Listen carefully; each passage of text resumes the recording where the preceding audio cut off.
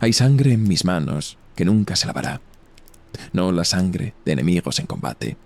Esa se seca, se olvida con el tiempo, se justifica con medallas y pensiones miserables. Hablo de otra sangre, una más oscura, más primigenia, una que se adhiere al alma como el hollín de un fuego impío. Llevo décadas aquí arriba, en esta cabaña que cruje con cada embate del viento helado de la Sierra Madre, con la única compañía de los fantasmas y el eco de los aullidos guturales que a veces creo escuchar, o quizás, solo quizás, provienen de mi propio pecho desgarrado.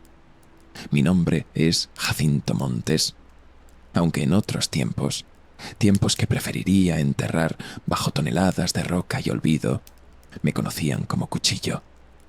Un apodo ganado a pulso en las fuerzas especiales, cuando creía que el honor y la patria eran algo más que palabras vacías en boca de políticos corruptos. La necesidad de dejar constancia de esto, de volcar esta ponzoña que me consume, es lo que me impulsa a hablarle a esta vieja grabadora. Tal vez sea la edad, o la soledad, o el saber que el círculo se está cerrando.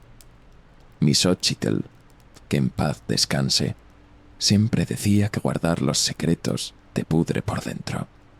Ella no supo ni la mitad, gracias a Dios.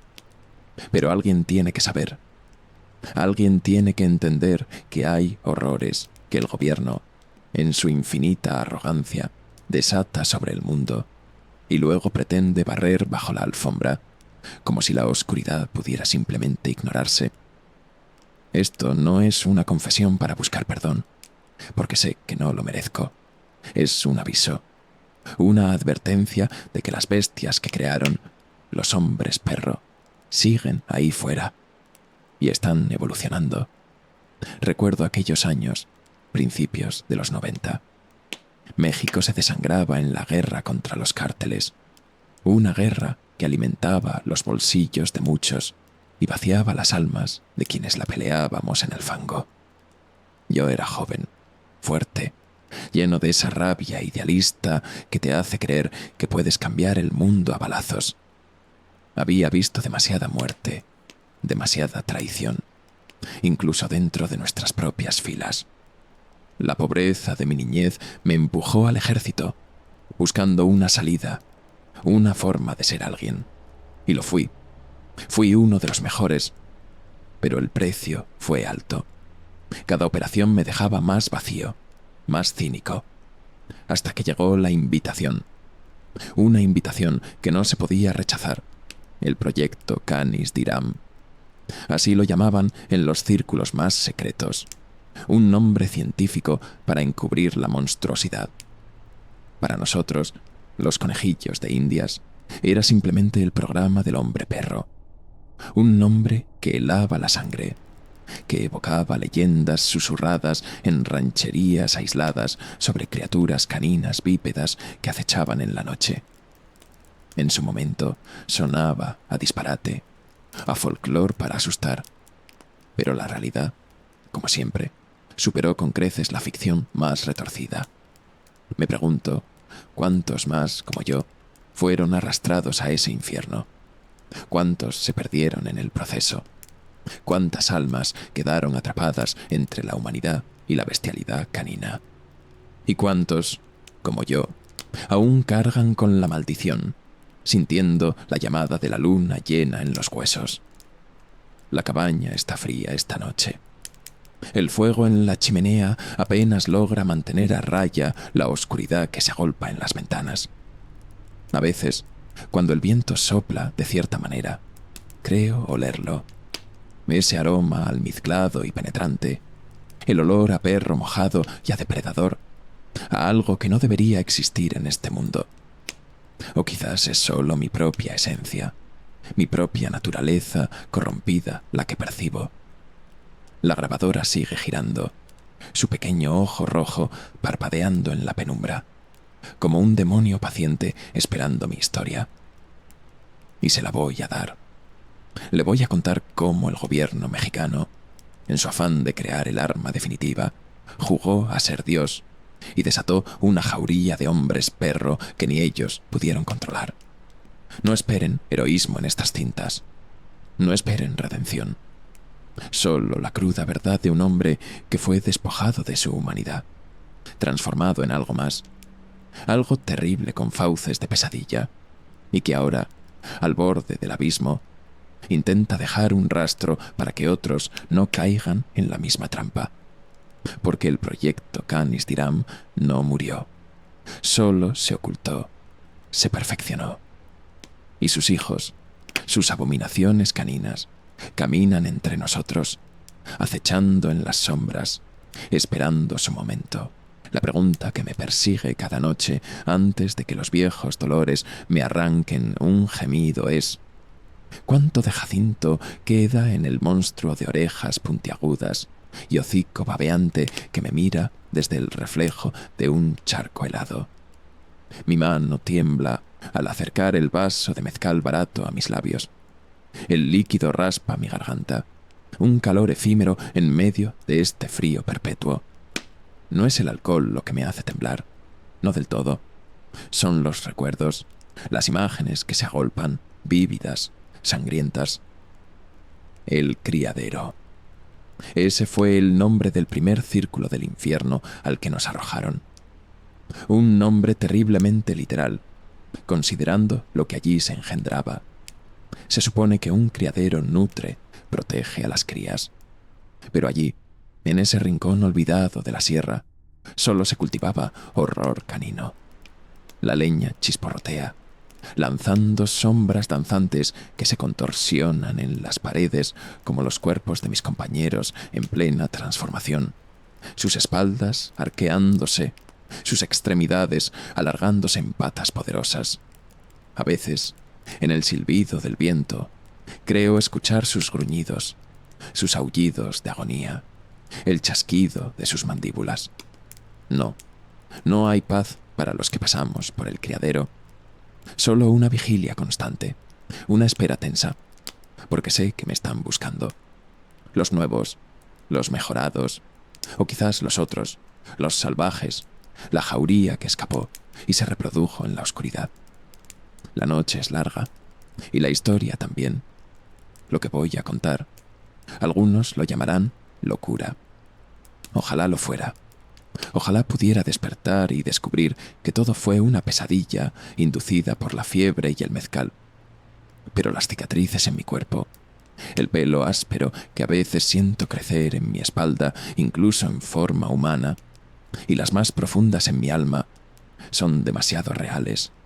Y el hambre carnívora que a veces despierta con la luna.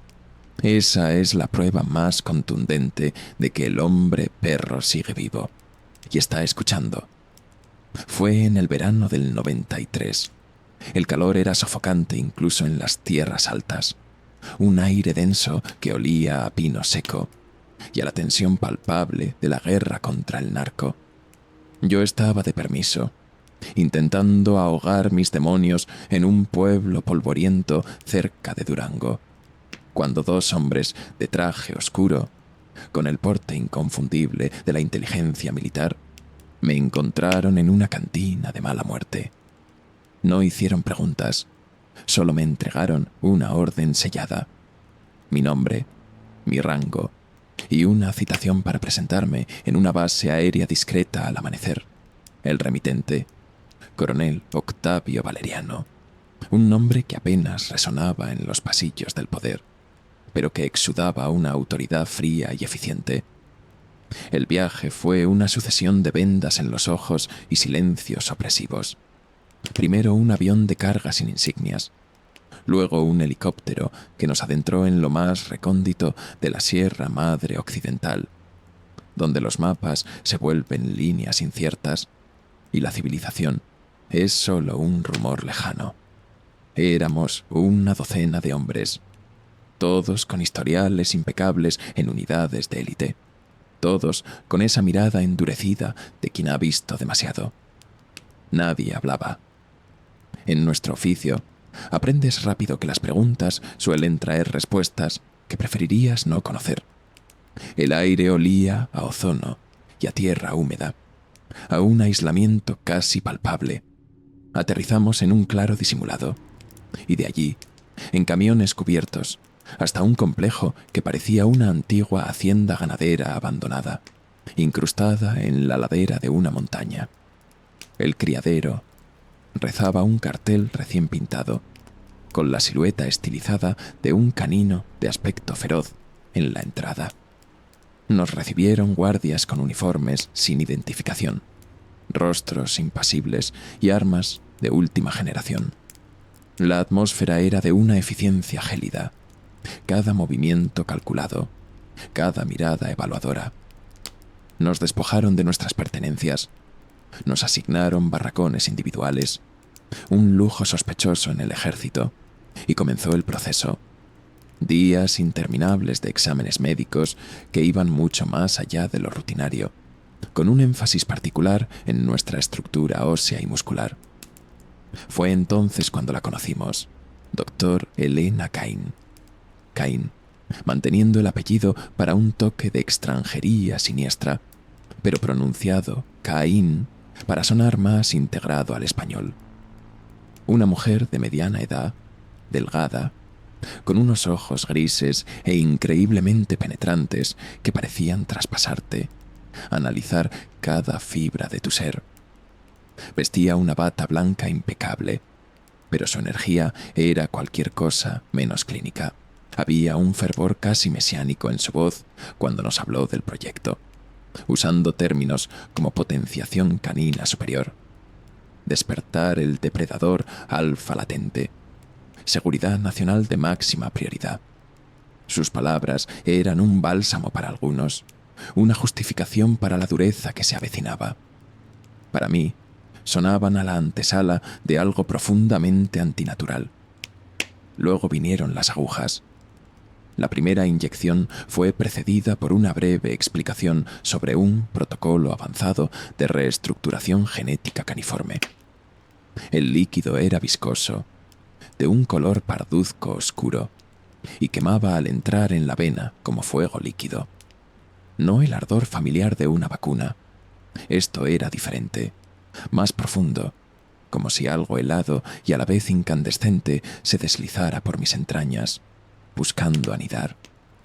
Esa noche, la fiebre me consumió. Temblores violentos sacudían mi cuerpo, y un sudor frío empapaba las sábanas. Escuchaba los quejidos y las maldiciones ahogadas de los otros hombres en sus barracones, y entre ellos, un nuevo sonido, leves gruñidos involuntarios. Algo estaba fundamentalmente mal. A la mañana siguiente, durante el chequeo médico, la doctora Cain me observó con una sonrisa enigmática mientras anotaba datos en su tableta. Receptividad tisular canina, murmuró, más para sí misma que para mí. Respuesta esperada. Pero sus ojos brillaban con una luz que no me gustó, una especie de triunfo depredador. El aire en el criadero se sentía más denso, cargado de una electricidad invisible y un leve, casi imperceptible, olor a pelo de perro mojado. Los guardias parecían más alerta, sus movimientos más tensos. La normalidad aparente de la base era una fachada delgada que apenas ocultaba algo siniestro que se gestaba bajo la superficie. Los días siguientes trajeron más inyecciones, cada una un tormento de fuego y hielo recorriendo mi sistema. La fiebre se volvió una compañera constante, pero con ella llegaron los primeros cambios sutiles. Una agudeza visual casi dolorosa en la penumbra, la capacidad de oír el crujido de una rama a una distancia increíble, un olfato que distinguía el miedo en el sudor de un técnico de laboratorio con la precisión de un sabueso. Mi cuerpo, acostumbrado al rigor del entrenamiento, se sentía extrañamente vibrante y a la vez pesado, pero también ajeno, como si no fuera del todo mío, como si una voluntad canina pugnara por despertar.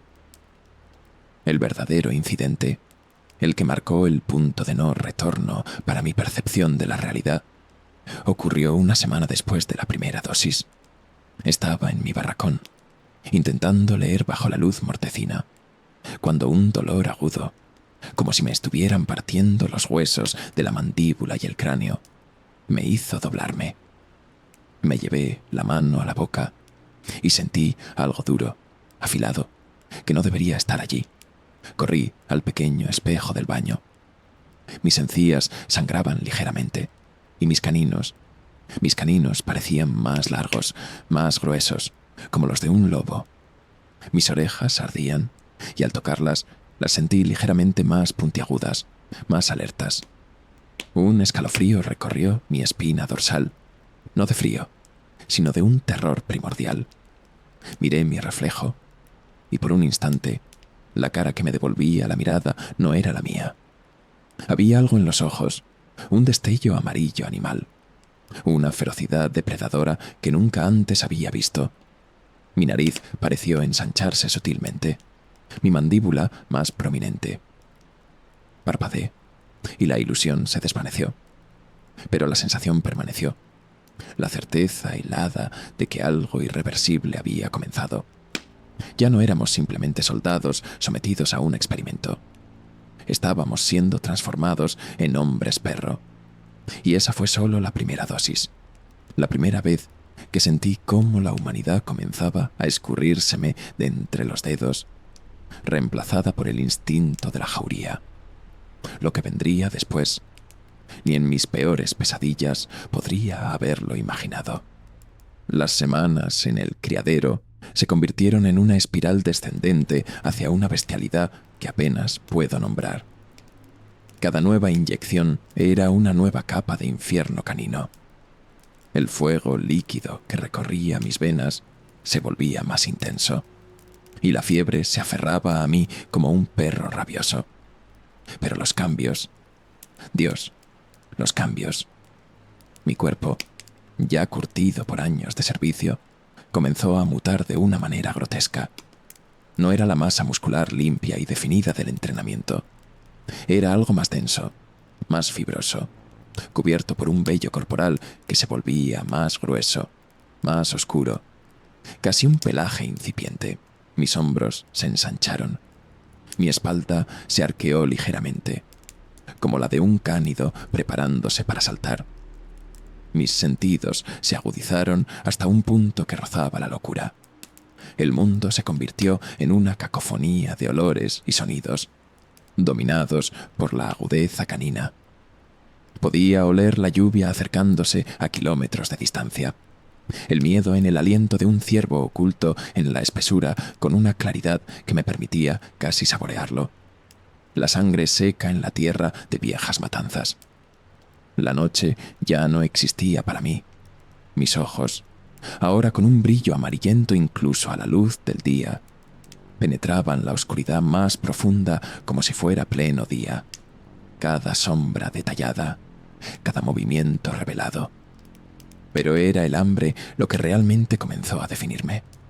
Un hambre voraz, insaciable, que ninguna cantidad de raciones militares podía aplacar. Ansiaba carne, carne cruda y sangrienta, con el fervor de un lobo hambriento. La doctora Kane, con esa sonrisa suya que helaba la sangre, pareció anticiparlo. Pronto, nuestras comidas consistieron en grandes trozos de carne apenas chamuscada, que devorábamos con una ferocidad que nos avergonzaba y nos aterraba a partes iguales, acompañados de gruñidos guturales. Los sueños se volvieron cacerías salvajes. Noche tras noche, corría a cuatro patas por bosques interminables bajo una luna perpetua. Mi cuerpo, transformado en una bestia canina poderosa, persiguiendo presas invisibles, sintiendo el crujir de huesos bajo mis poderosas mandíbulas, el sabor metálico de la sangre caliente en mi lengua. Despertaba empapado en sudor, con el corazón latiendo como un tambor de guerra, los músculos tensos y doloridos, como si realmente hubiera pasado la noche cazando. La doctora Kane insistía en que eran manifestaciones del instinto canino alfa despertando, parte del proceso de optimización predatoria. Sus palabras eran frías, clínicas, mientras observaba nuestras reacciones con un interés casi obsceno. Anotaba cada espasmo, cada gruñido, cada destello de rabia en nuestros ojos amarillentos. Comenzaron a mantenernos más separados, en recintos reforzados. Las miradas que cruzábamos con los otros ya no eran de camaradería, sino de cautela, de una tensión animal palpable. Podíamos oler la ansiedad, la agresividad latente en los demás, como perros evaluando a un rival. Ramiro el Chucho Vega, anteriormente el Toro, un hombretón de Sinaloa con una fuerza legendaria, fue el primero en mostrar signos preocupantes de la transformación física. Su rostro se alargaba, su cuerpo se cubría de un pelaje más denso. Lo escuchábamos aullar en su recinto durante las noches, golpes sordos contra las paredes de acero. Luego, silencio. Al día siguiente, su recinto estaba vacío y nadie hizo preguntas. La lista de sujetos de prueba se iba reduciendo.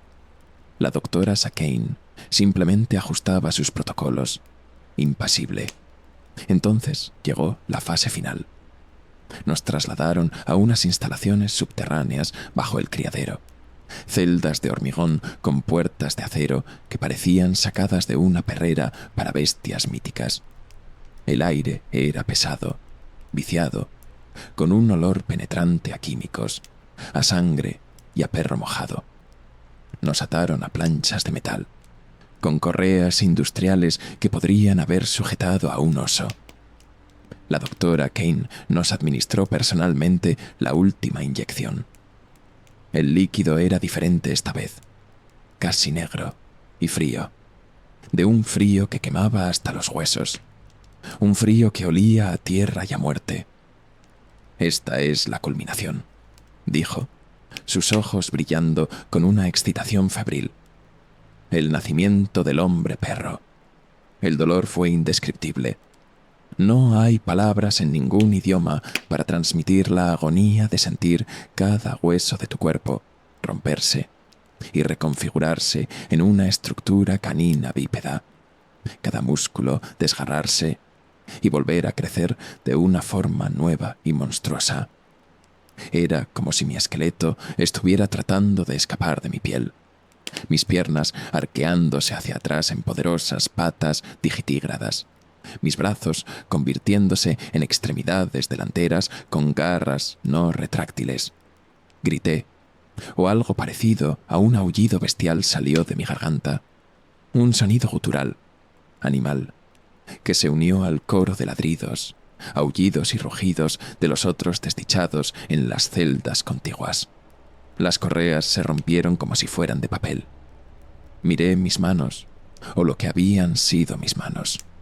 Ahora eran zarpas enormes, con almohadillas ásperas y garras negras y curvas como cuchillas.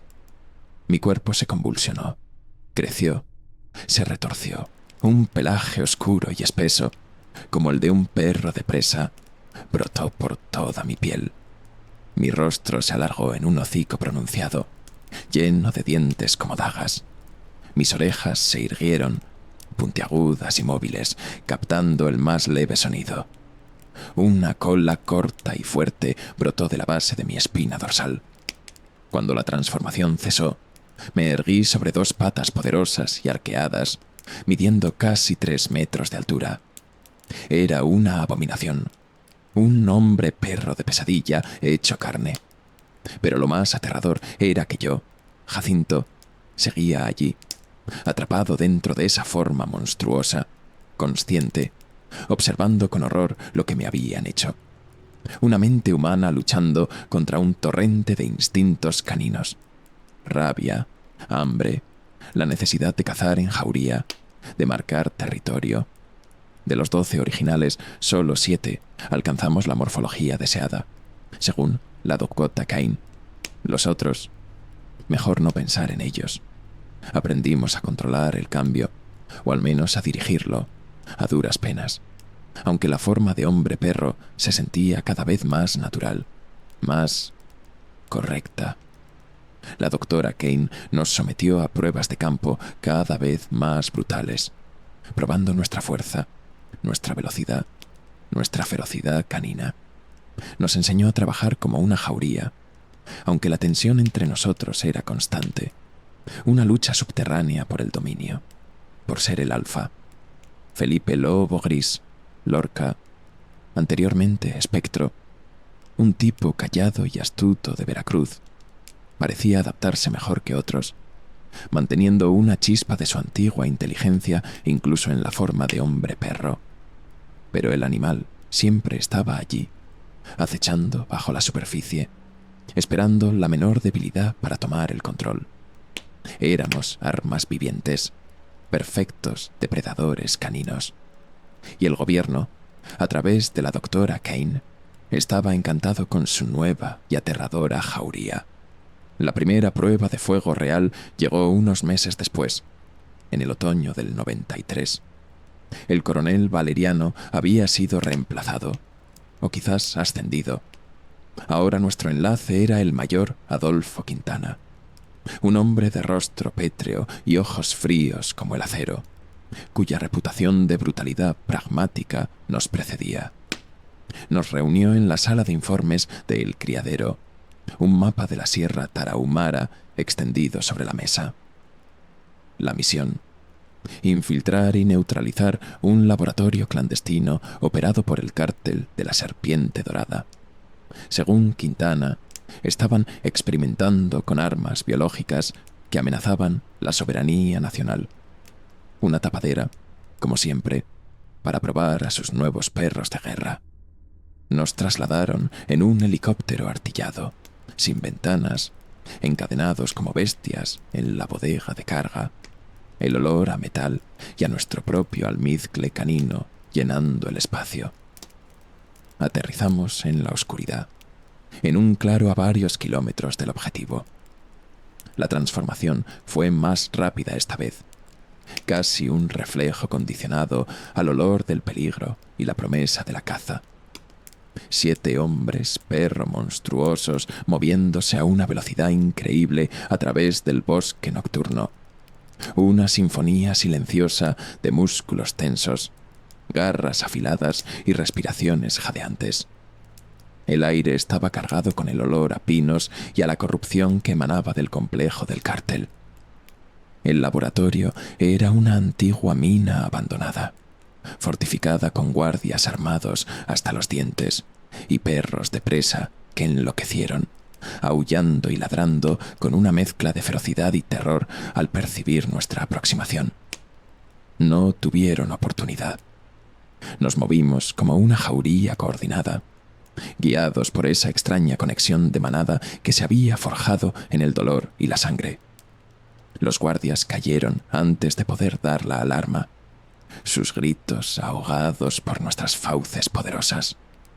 Los perros de presa, más sabios ante una amenaza superior, huyeron gimiendo hacia la oscuridad. Entramos en el corazón del complejo, y lo que encontramos allí, ni siquiera la doctora Kane nos había preparado para tal depravación. Celdas improvisadas, gente encadenada, sus cuerpos deformados por experimentos atroces. El hedor a enfermedad, a carne podrida y a miedo puro era abrumador. Un festín olfativo para nuestras nuevas naturalezas. El cártel no estaba desarrollando armas biológicas sofisticadas. Estaban intentando crear sus propios monstruos, usando una mezcla de químicos robados y rituales sangrientos. La visión de tanto sufrimiento, tan similar a lo que nosotros habíamos pasado, encendió algo en Felipe Lobo Gris Lorca. Perdió el control, con un aullido que sacudió los cimientos de la mina. Un sonido que era parte lobo, parte perro infernal. Se lanzó contra todo lo que se movía. Guardias, científicos del cártel, incluso las pobres víctimas en su frenesí.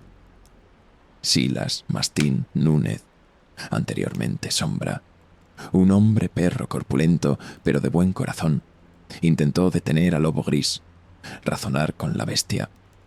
Fue un error fatal. Lobo Gris lo desgarró con una facilidad aterradora, sus colmillos encontrando la yugular de Mastín.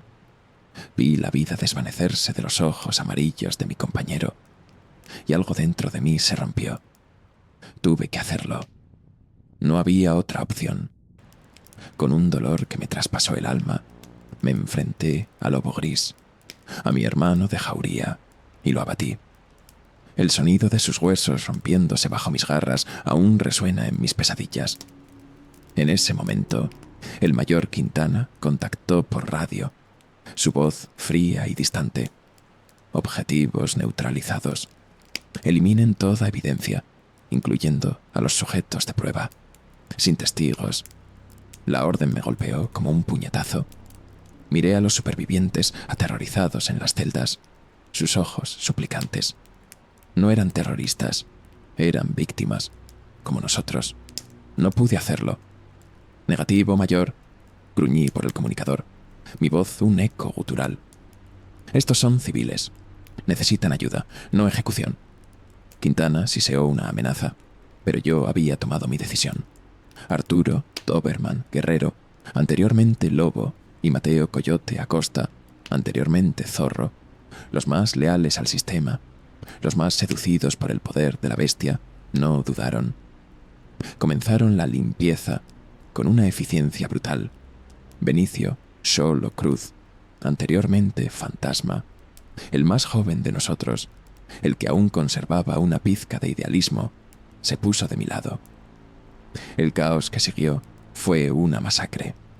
Hombres perro contra hombres perro, en medio de los gritos de los prisioneros y el fuego de las instalaciones que comenzaban a arder. Solo cayó, alcanzado por una ráfaga perdida mientras intentaba proteger a una mujer y su hijo. El complejo se derrumbó entre llamas y explosiones. Cuando el amanecer tiñó de sangre el cielo, solo quedábamos 3 de nuestra jauría original, Doberman, Coyote y yo. La confianza se había hecho añicos, la hermandad canina destrozada. Habíamos cumplido la misión, técnicamente, pero el precio había sido nuestra alma.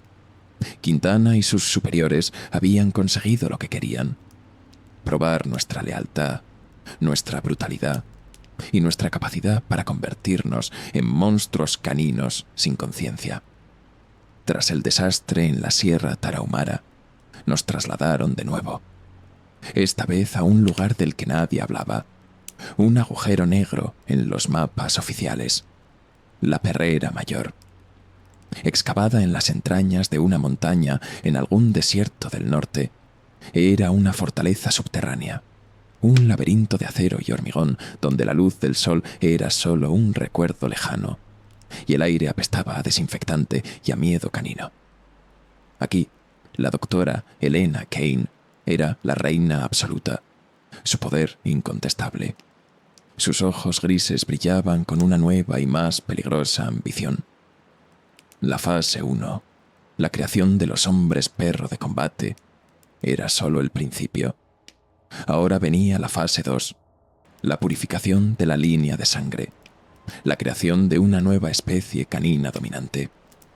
Fue en la Perrera Mayor donde conocimos a Sujeto Canis Lunae, o como la llamaba Rivas en sus delirios, Luna. No era una de nosotros, no había pasado por el tormento del criadero.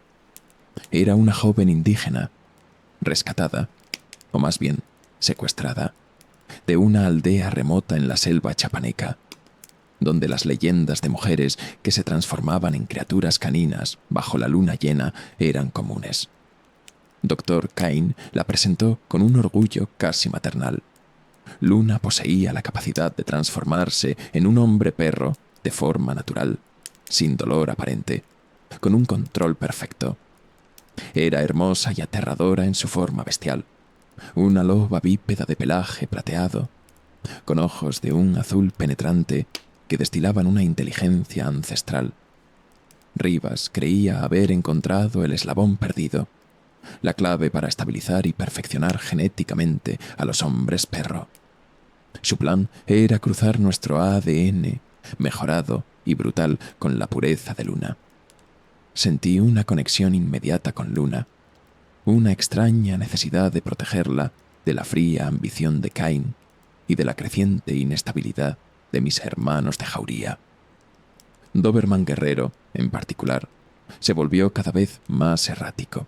La influencia de la bestia y la proximidad de una hembra hombre-perro tan poderosa lo estaban volviendo posesivo, territorial, como un perro alfa desafiado.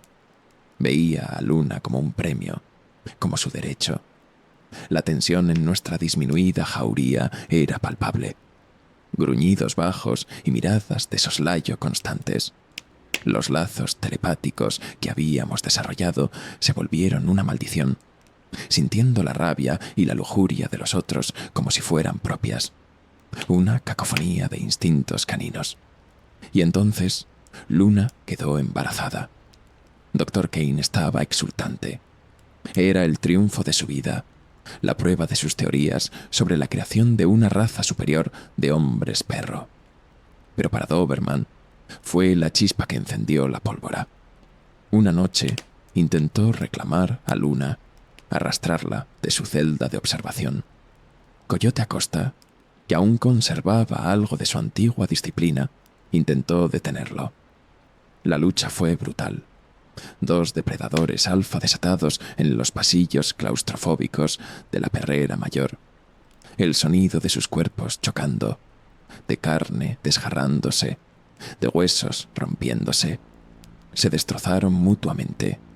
Sus aullidos de agonía y furia resonaron por toda la instalación. Un requiem para los últimos vestigios de nuestra hermandad canina.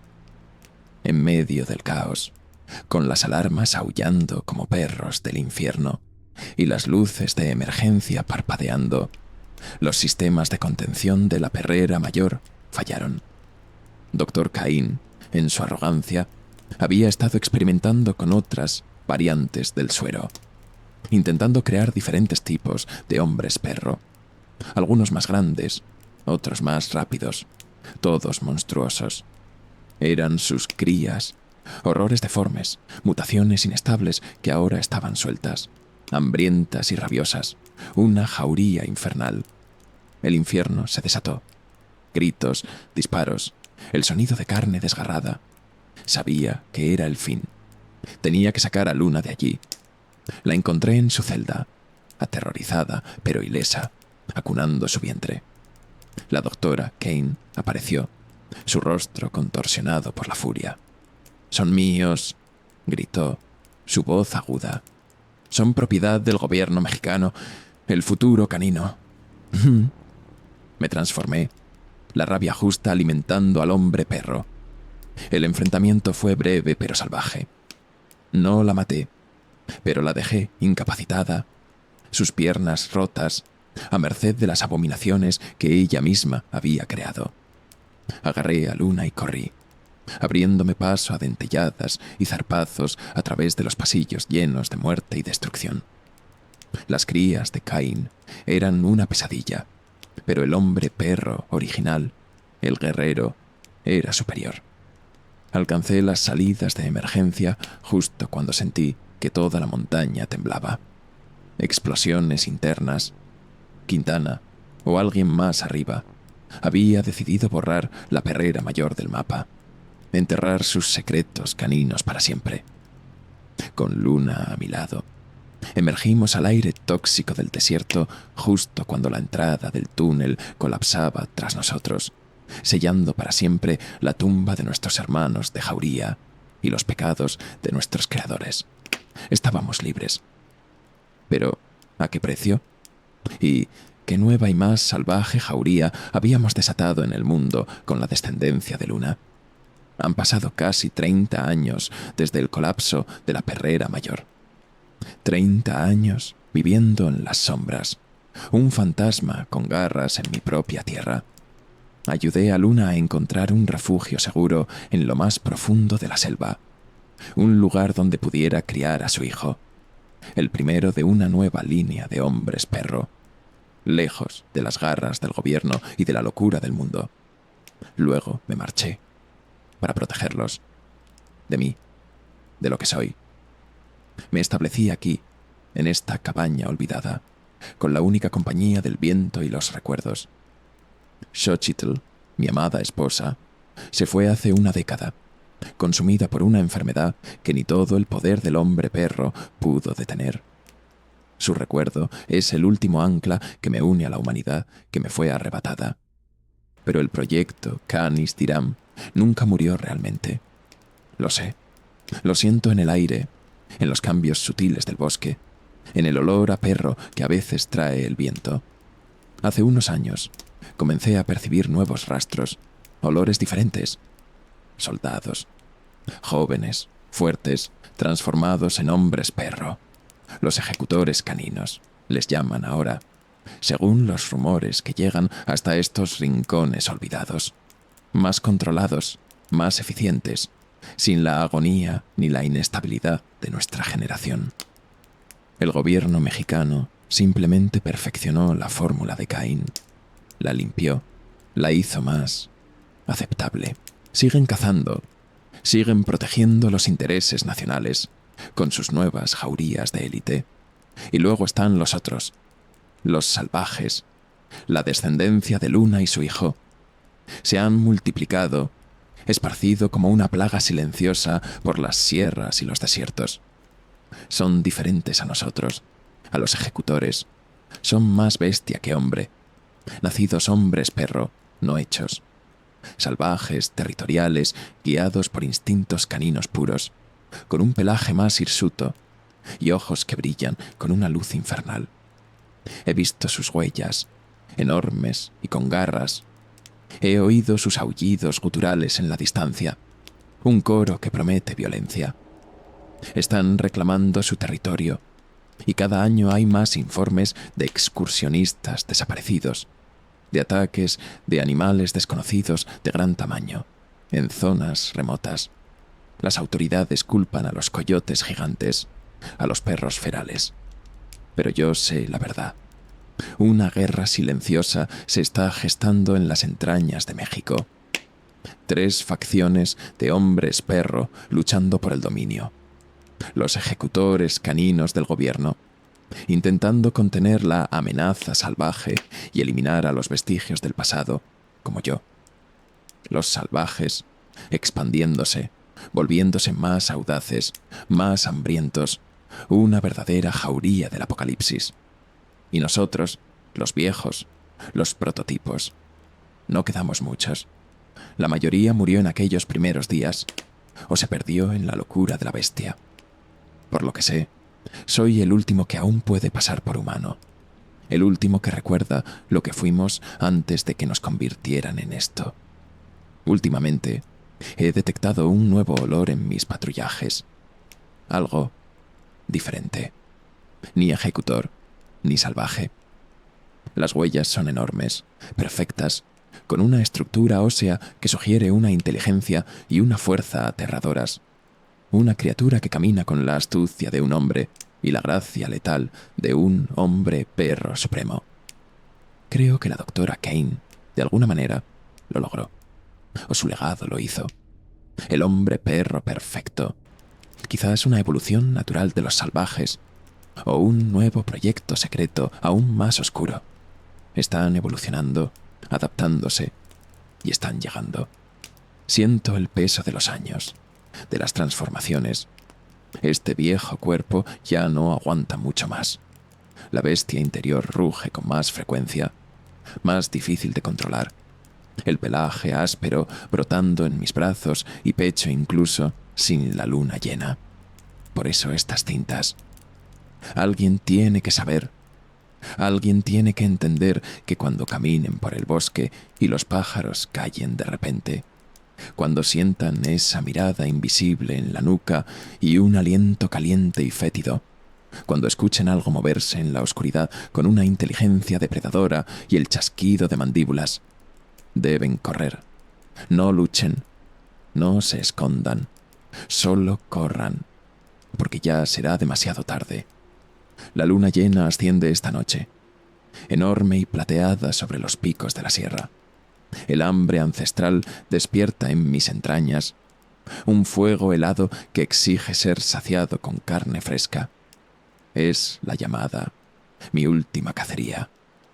Dejo estas cintas aquí, en la cabaña, con la esperanza de que alguien las encuentre, que alguien escuche. A quien quiera que seas, si trabajas para ellos, si piensas continuar el legado de Cain, detente. Hay puertas que nunca deben abrirse, jaurías que nunca deben ser desatadas. Y si eres uno de los nuevos, uno de los ejecutores caninos, recuerda lo que eres, lo que fuiste. La bestia no es tu herramienta, es tu futuro. Y siempre, siempre está hambrienta. Jacinto Cuchillo Montes. Fin de la transmisión. La noche me llama con sus aullidos.